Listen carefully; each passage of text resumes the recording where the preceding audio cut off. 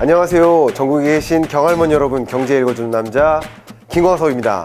여러분, 메타버스 엄청난 관심이 집중되고 있습니다. 투자나 기업 경영이나 정부도 가상융합경제라는 표현으로 메타버스를 놓치지 않기 위해서, 우리가 선점하기 위해서 적극적으로 움직이는 그런 모습들이 전개됩니다. 메타버스가 이끄는 가상경제, 지금부터 본격적으로 진행해 보도록 하겠습니다. 제가 얼마 전에 독도에 좀 다녀왔습니다. 독도에 헬기 타고 다녀왔는데 얼마나 걸렸을까요? 독도를 가는데 막 헬기가 막 안개를 스쳐 지나가면서 헬기가 한번 흔들린 적도 있고요. 어찌나 흔들리는지 제가 멀미하고 거의 뭐 오바이트 할 뻔 하기도 했고, 독도에 거의 다 오니까 비둘기떼가 막 헤쳐 지나가면서 아찔한 순간들도 여러 번 있었습니다. 한번 독도 영상 보고 오시죠.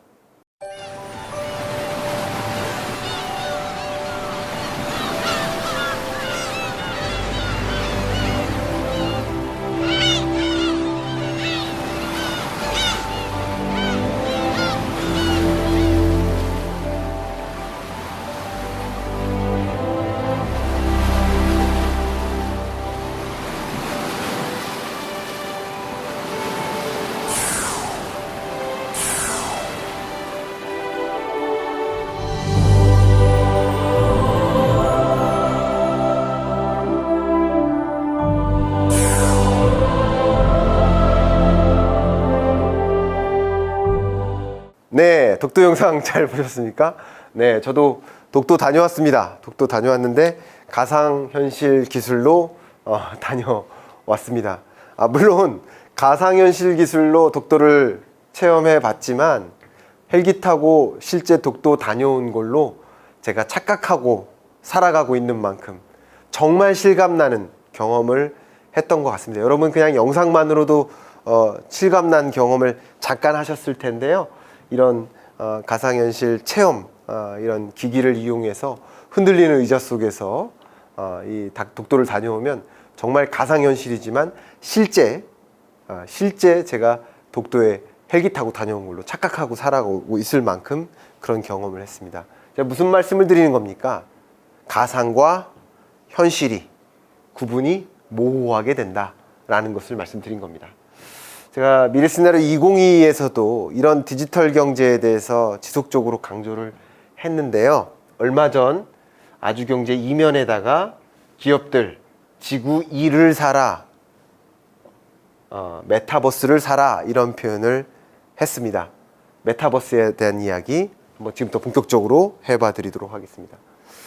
다시 부상한 메타버스, 제가 다시 부상했다는 표현을 썼어요. 왜 그러냐면 많은 분들이 코로나19 이후에 메타버스라는 새로운 기술이 등장했고 새로운 산업이 등장했나 보다. 아니, 무슨 가상 공간에서 5천만 원짜리 그런 아바타가 뭐 그런 제품을 사고 있지? 도대체 이해를 못 하시는 분들도 계셔요. 아닙니다. 메타버스는 이미 2000년대 이전부터 등장했어요. 제가 이 구글 트렌드를 검색하는 구글 스칼러죠. 구글 스칼러를 통해서 논문 검색하는 거, 논문이나 특허 검색, 메타버스를 검색해 보니까 논문 편수가요, 이미 2000년대 이전부터 존재했었고요. 2000년대 이후로만 본다면 2007년, 8년 사이에 크게 늘었습니다. 논문 편수가. 그리고 관심도를 볼 수 있는 것이 이제 구글 트렌드를 검색하면 되잖아요. 구글 트렌드를 이용해서 메타버스에 얼마나 많은 사람들의 관심이 있나, 그 관심을 어떻게 측정했냐면 검색 건수입니다. 봤더니 2006, 7년에 늘어요. 그러니까 제가 재밌는 그 현상을 추정해 보건데, 추정을 해본다면 관심이 집중된 그 이후에 논문이 늘어난다. 그러니까 다시 말하면 대중들의 관심이 지금 집중되면 지금부터 산업에서 많은 기업들이 혹은 연구자들이 메타버스에 대한 연구가 진행되고 특허가 출원되고, 이런 과정들이 사실은 그 1년, 2년 정도 경과가 되면서 있다. 저도 지금 논문을 쓰기 시작하면 논문이 뭐 예를 들어서 2달 만에 3달 만에 마무리가 되면 마무리된 논문을 이제 투고하죠. 그리고 검토하죠. 등재지에 게재되죠. 이런 과정이 상당히 걸리지 않습니까? 그런 시간적 격차가 벌어지면서 나타난다. 마치 2006, 7년도에 그런 현상이 있었던 것처럼 이 논문 편수가 크게 줄어들고 관심도 이렇게 줄어들었다가 2018, 19년, 20년 들어서 좀 늘어나는 듯 하다가 가상 증가현실 기술의 활용이죠. 특히 2021년에 관심도가 폭증합니다. 그러니까 이런 것들이 부상하면서 논문이 다시 늘어나죠. 역시 후행하죠. 1, 2년 정도. 그래서 21년, 22년에 관심도가 크게 늘어나서 논문 편수는 21년, 2022년에 더 크게 늘어날 것이다. 이렇게 추론을 해 봅니다. 뭐 당연히 그럴 것이라는 것은 아니지만 이건 전망의 대상은 아니죠. 그리고 이것은 연간 기준으로 지금 6월까지의 관심도를 평균한 값이라고 볼 수 있다면 이 월별 관심도 추이를 보면 2021년 6월까지 중에 4월달이었나 3월달이었나 100을 찍기도 했었습니다. 이렇게 관심이 이렇게 폭증하는 거예요. 그러니까 메타버스가 어떻게 됐다? 다시 부상한 거죠. 갑자기 나타난 것이 아니라 신조어가 아니라 원래부터 있었던 것인데 한번 크게 유행했다가 줄어들었다 다시 부상한다. 근데 메타버스 시장은요, 크게 VR, 그리고 AR, 모바일 AR, 헤드셋, 그리고 소프트웨어, 그리고 어플리케이션, 이런 다양한 이 메타버스를 구성하는 시장이 있을 텐데, 그 XR이라고 보죠. Extended라는 표현을 씁니다. 그러니까 VR은 Virtual, AR은 Augmented, 이렇게 증강현실, 가상현실, 증강현실. 그리고 여기서 MR이라고 합니다. MR은 Mixed. AR과 MR을 합친 거죠. Mixed Reality. 여기서 조금 더 확장된 것을 XR, Extended Reality라고 합니다. 그래서 이 전체를 통합해서 XR 시장이 이렇게 지속적으로 성장할 것이다라고 여러 전문 연구기관에서 전망합니다. 근데 사실 메타버스는 이제 부상했지만 원래부터 있었던 겁니다. 왜냐하면 여러분 대표적으로 내비게이션 옛날부터 썼잖아요. 2000년대 중반부터 쓰지 않았습니까? 그 내비게이션 자체가 메타버스예요. 그러니까 지구, 현실의 지구를 가상의 온라인 혹은 가상의 디지털로 표현해 놓은 것, 손안의 지구, 이게 메타버스입니다. 스크린 골프, 스크린 야구, 스크린 테니스, 이런 것들이 다 XR 시장이죠. XR 시장도 다 이미 메타버스라고 볼 수 있는 거예요. 여러분이 메타버스라는 단어에 익숙치 않으신 분들이 계시다면 이미부터 나는 메타버스를 활용하고 계시다. 싸이월드 이용하시잖아요. 그리고 저랑 비슷한 세대의 계층들은 아담 기억하십니까? 아담? 네, 사이버 가수, 메타버스예요. 네, 가상의 가수, 그죠? 근데 메타버스란 무엇인가? 현실 세계와 가상 공간을 연결해 놓은 그 기술이 실감 기술인데요. 그러니까 현실과 세계를 연결해 놓다. 그걸 메타버스라고 볼 수 있을 것 같아요. 근데 메타버스는 결국 현실 세계와 가상 공간을 연결해 놓는 이 기술들을 실감 기술이라고 할 수 있는데, 그 실감 기술에는 대표적으로 VR, AR, 물론 MR이나 뭐 XR 같은 확장된 가상 증가현실 기술들도 다 포함됩니다. 여기에 또 나아가서 홀로그램이라든가 3D 영상과 같은 다양한 실감형 컨텐츠 기술들이 모두 다 실감 기술이라고 볼 수 있을 것 같아요. 거기에 이런 기술들이 더 범용화될 수 있도록 하는 통신 인프라 환경도 깔리죠. 그러니까 5G도 이 실감 기술에 해당되고요. 5G에서 6G로 가는 그런 과정에서 메타버스가 더 유망할 수 있겠죠. 이 메타버스는 현실과 가상을 연결해 놓는 기술이다 라는 것인데, 메타버스를 분류할 때 크게 이렇게 네 가지로 분류를 많이 합니다. 첫 번째는 증강현실이에요. 여러분 포켓몬고 게임 기억하시죠? 그래서 이 현실 속에 포켓몬이 나타나죠. 그래서 스마트폰 애플리케이션으로 비추면 이 현실 공간에 저기 포켓몬이 있고 포켓몬을 잡는 방식, 이게 증강현실 기술 대표적이죠. 두 번째는 라이프 로깅이에요. 라이프 로깅은 나의 일상을 가상 공간에 가져다 놓는 거예요. 싸이월드, 페이스북, 인스타그램 이런 다양한 SNS 공간 자체가 라이프 로깅입니다. 이해가시죠? 세 번째는 거울 세계인데요. 반대입니다. 나의 일상, 나를 사이버 공간에 가져다 놨다면, 아바타를 두었다면 그것은 라이프 로깅인데, 거울 세계는 내가 포함된 이 세상을 사이버 공간에 놓은 거예요. 가장 대표적인 게 구글 얼스인 거죠. 내비게이션인 거죠. 이해가시죠? 마지막으로 가상현실인데요. 증강현실은 이 현실 세계에 사이버의 데이터가 딱 나타나는 거, 그게 증강현실이란다면, 가상현실은 사이버 공간 안에 내가 들어가는 거죠. 세컨드 라이프나 호라이즌 이런 것들이 가장 대표적인 예라고 볼 수 있습니다. 지금부터는 제가 뭐 시간 관계상 메타버스만 가지고도 2시간 강연을 해드려야 되겠지만 다 말씀 못 드리죠. 그래서 각각의 사례를 조금씩 짧게나마 전달해 드려보도록 하겠습니다. 먼저 증강현실입니다. 이케아는요, 이케아 플레이스라는 어플리케이션, 증강현실 어플리케이션을 이용해서 가구를 집에 놔보고 구매 여부를 결정하게 해줍니다. 온라인으로 가구가 배송되면 사이즈가 달라요, 재질이 달라, 촉감이 달라, 색감이 달라, 이런 경험을 많이 하셔서 반품으로 연결될 경우가 많은데, 어플리케이션을 통해서 집에 한번 놔보고 구매 여부를 결정하는 것이다. 이게 바로 메타버스입니다. 나이키 핏이에요. 최적의 신발 사이즈를 제안해주는 어플리케이션이에요. 이렇게 찍으면 당신 9.5 사이즈입니다 알려주죠. 신발을 신어보고 구매한다. 이게 증강현실 기술입니다. 여러분, 물건 잃어버리면 어떻게 합니까? 자동차 키, 스마트 키 자주 잃어버리시죠. 저는 그 키 홀더에 스마트 태그를 걸어 놓습니다. 그러면 자동차 키 못 찾으면 스마트폰으로 띡 누르면 어디서 소리가 나요.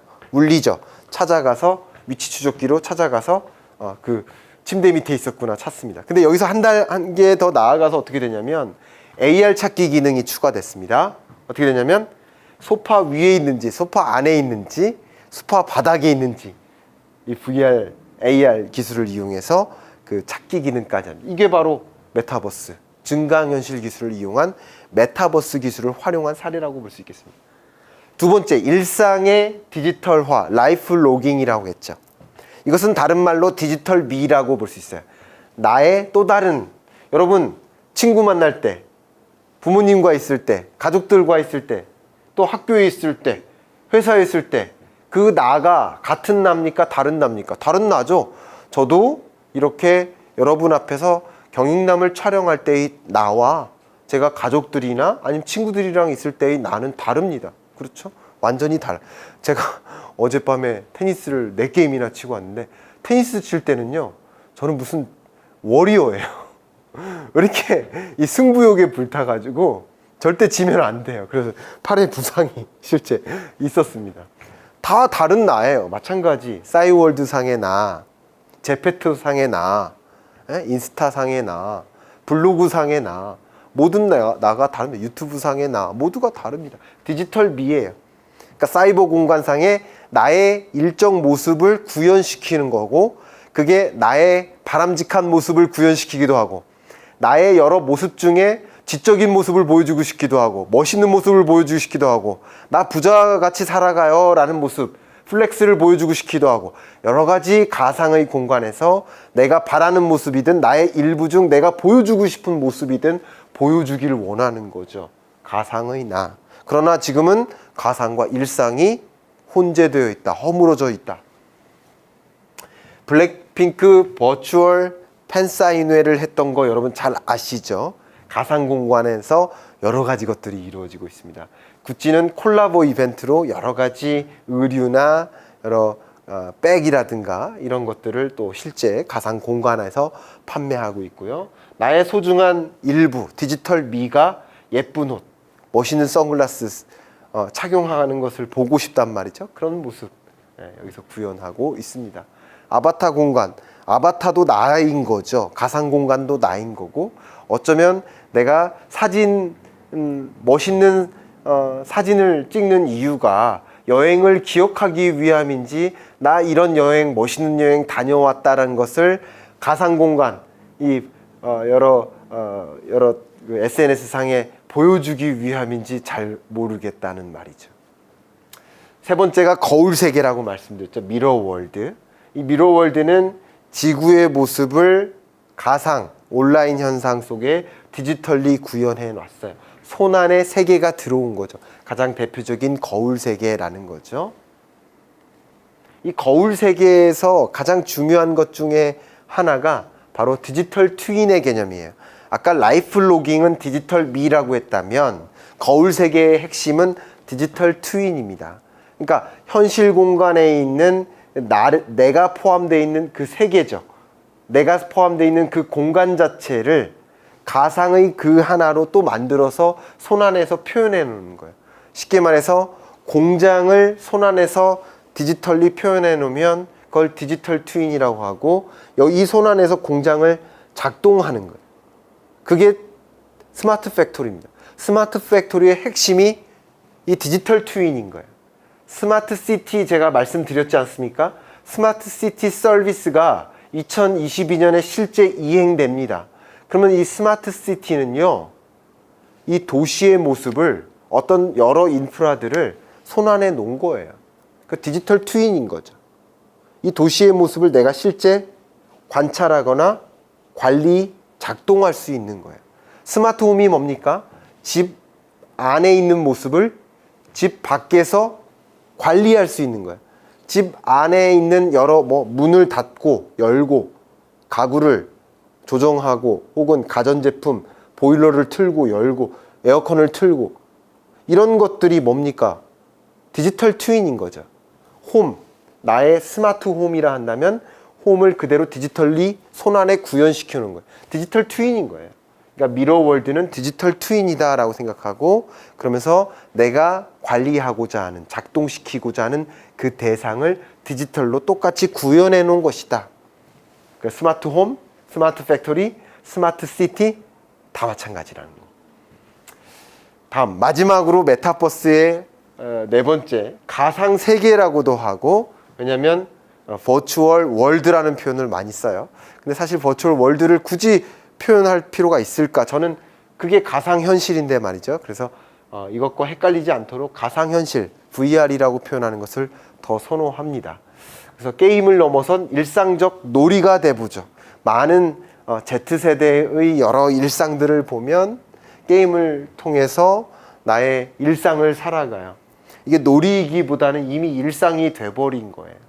그래서 나의 아바타, 내가 원하는 나를 만들어 놓고 그 가상세계에서 즐겁게 또 놀이하고 있습니다. 제가 구체적으로 더 말씀드릴 시간은 없는 것 같고, 이 가상현실 기술도 굉장히 많이 활용되고 있는데 가장 많은 활용처 중에 하나가 VR 안전교육 컨텐츠예요. 제가 지난주 금요일 날 이 판타웍스 대표님을 배웠죠. 이 영상 보고 계십니까? 대표님 정말 대단하시더라고요. 안전교육과 관련해서. 왜냐하면 안전이 세월호 이후 굉장히 많이 강조되고 있지 않습니까? 그러면서 몇 명 이상의 기업들은 안전교육을 필수적으로, 의무적으로 교육화하고 있습니다. 안전교육 의무제도가 도입이 됐죠. 그런데 안전교육 따로, 그전에는 사실 안전교육 제대로 받지도 않았으면서 교육 받았다고 그냥 사인만 하는 그런 방식이었는데 지금은 교육을 철저하게 이수를 해야 됩니다. 근데 교육장에 와가지고 안전교육 받습니다. 선생님이 설명해요. 자, 어디 가면 뭐 조심하세요. 다 자고 있어요. 그리고 종이책을 가지고 어디서 애워요. 철강, 콘크리트, 온도, 화상 위험 이런 거 다 공부합니다. 그러면 그 공부한 것 따로, 현장 따로, 완전 따로따로죠. 근데 지금 이 교육은 뭡니까?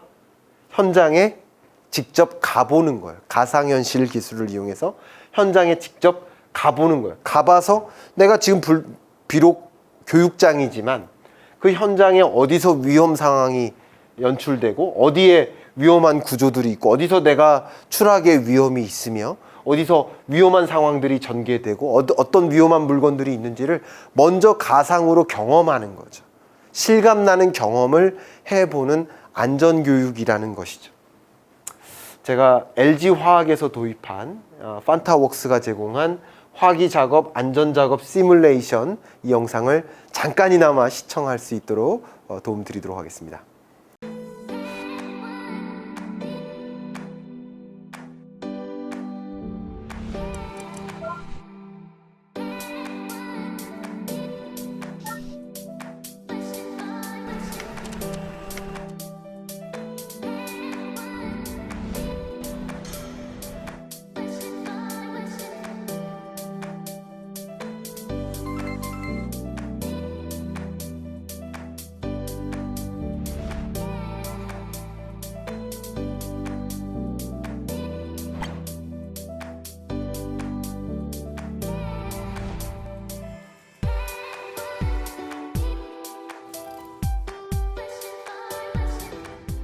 네, 여러분 영상 잘 보셨습니까? 굉장한 그 현실감, 실감나는 그런 교육을 받으신 것 같지 않습니까? 어디서 위험한 상황이 전개될 것이다 라는 생각을 하셨을 것 같은데, 필요하시다면 유튜브에 이 판타웍스, LG화학, 화기작업 뭐 이렇게 검색하시면 그 영상이 나올 것입니다. 그 영상 추가적으로 더 보실 분은 보셔도 좋겠습니다. 자, 이제 이 메타버스는 그냥 가상이지 않습니다. 현실과 구분이 안 되고 있습니다. 그러니까 지금의 지구와 또 하나의 지구가 펼쳐지고 있는 겁니다. 그러면 이 또 하나의 지구에서 펼쳐지는 무수히 많은 서비스, 무수히 많은 기술, 무수히 많은 소프트웨어와 하드웨어, 이게 다 산업이라는 거죠. 그런 관점에서 메타버스 산업이 지속적으로 성장할 것이다 라고 말씀드렸던 것이죠. 메타버스 초현실 전략이 필요하겠다. 가상 융합 경제를 우리 한국이 좀 이끌 수 있도록 해야겠다. 여러분들은 그런 이끌어 나가는 기업들이 무엇인지를 관심 갖고 또 투자 의사결정하는 데도 참조하실 필요가 있겠다. 산업의 생태계를 봐야 됩니다. 메타버스를 구성하는 다양한 산업의 구조를 보면 디벨로퍼가 있겠죠. 그럼 메타버스 기술을 계속 발전시키고 R&D 하고요. 그리고 메타버스를 사용하는, 아까 LG화학 같은 기업이 사용처가 되겠죠. 뭐 일반 개인도 사용처가 되겠습니다. 네 가지 유형의 메타버스가 있다고 말씀드렸죠. 하드웨어 메이커, 하드웨어를 제조하는 회사가 있고요. 그리고 그런 것들을 다양한 뭐 예를 들어서 광고라든가 아니면 컨텐츠를 알리는 그런 역할, 애드버타이저, 이런 여러 메타버스를 구성하는 여러 플레이어들이 있겠다. 이런 산업군을 좀 보셨으면 좋겠고요. 많은 전략적인 관점에서 제안을 할 때 컨설팅사에서 많이 CP&D 전략이라고 많이 합니다. 그래서 C는 컨텐츠, 그러니까 MR, AR, VR 포함한 거고요. ER도 포함된 거죠. 3D 영상, 홀로그램과 같은 이런 기술들이 가미된 실감나는 컨텐츠, 이것도 초현실 전략이 되겠고요. 플랫폼, 클라우드, 엣지 컴퓨팅과 같은 보다 나은 그런 플랫폼들을 이런 플랫폼을 구축할 필요가 있겠다고 말씀드리고, 지금 5G를 보급하는 인프라 전략을 집중적으로 디지털 뉴딜 사업에서 추진하고 있는데, 이 6G 개발 시작했죠. 빨리 6G 개발에 안착하고 선도할 수 있는, 결국 이 네트워크 기반이 돼야 이런 컨텐츠가 이런 플랫폼 하에서 잘 주고받고 상호작용할 수 있는 것이죠. 그리고 이런 것들이 잘 구현되기 위해서는 다양한 디바이스가 필요하겠죠. 전용 기기도 있겠고요. HMD라고 하죠. 헤드에다가 이렇게 쓴다라고 해서 헤드 마운티드 디스플레이라고 하죠. HMD, 그리고 구글 글래스처럼 가상 증강현실 기술을 실제 맛볼 수 있는 사용자에게 유저 프렌들리한 그런 글래스, 이런 것들 개발까지 CP&D 측면에서 우리 기업들의 나아갈 사업 전략, 비즈니스 기회를 좀 찾아 나갈 필요가 있겠고, 그리고 우리 정부는 이 CP&D 측면에서 기업들이 뭐가 부족할까, 어떤 쪽으로 가게 해야 할까라는 그런 가이드라인을 선제적으로 마련할 수 있는 그런 노력이 필요하지 않을까라는 것을 제안해 드리면서 이번 주 경제 읽어준 남자 마무리하겠습니다. 감사합니다.